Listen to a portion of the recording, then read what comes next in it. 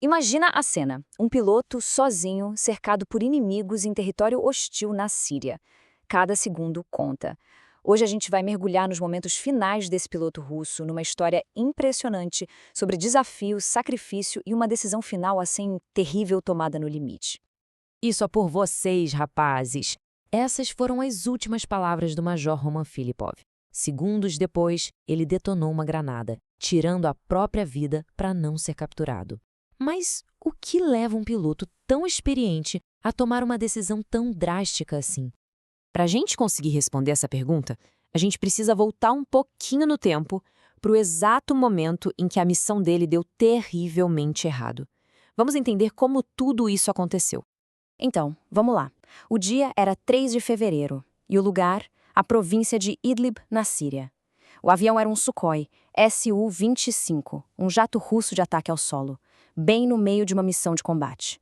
A missão estava correndo normalmente como tantas outras até que, pá, o Su-25 foi atingido por um míssil.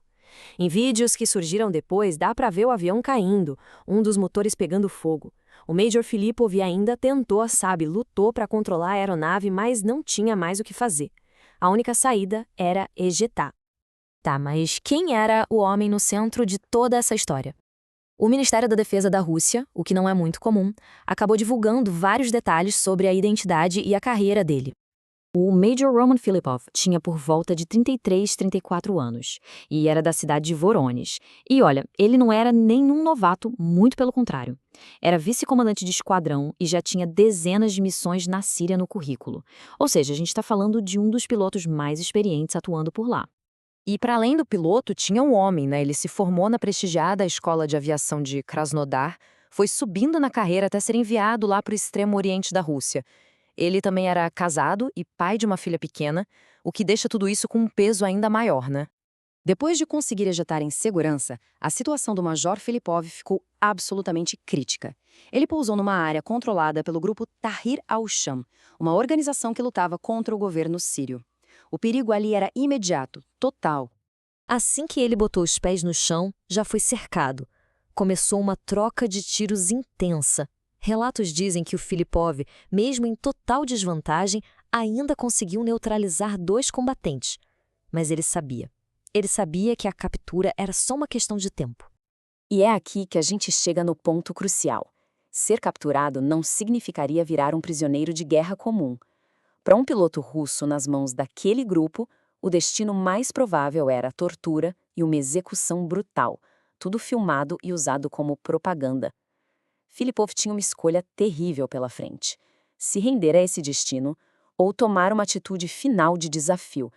Com os inimigos chegando cada vez mais perto, quase em cima dele, a decisão foi tomada. Ele puxou o pino de uma granada de mão que levava consigo e se preparou para o ato final. E foi exatamente nesse momento que ele gritou a frase que a gente ouviu lá no começo. Acredita-se que essas palavras foram ditas para os seus companheiros de esquadrão, pelo rádio pessoal dele. Uma fração de segundo depois, a granada explodiu. A morte do Major Filipov, claro, não passou em branco. A sua ação final gerou uma reação muito forte e um reconhecimento oficial por parte do seu país. Em um comunicado oficial, o Ministério da Defesa anunciou que o Major Filipov recebeu póstumamente a Medalha de Herói da Rússia. Essa é a maior honraria militar do país, concedida por sua bravura e heroísmo. E isso tudo nos deixa com uma pergunta para a gente pensar. Numa situação sem esperança, diante da morte certa, o que define um ato final como esse? É dever? É desafio? Ou é simplesmente a recusa em dar ao inimigo a satisfação da captura? A história do Major Filipov é um lembrete bem sombrio das decisões impossíveis que a guerra impõe às pessoas.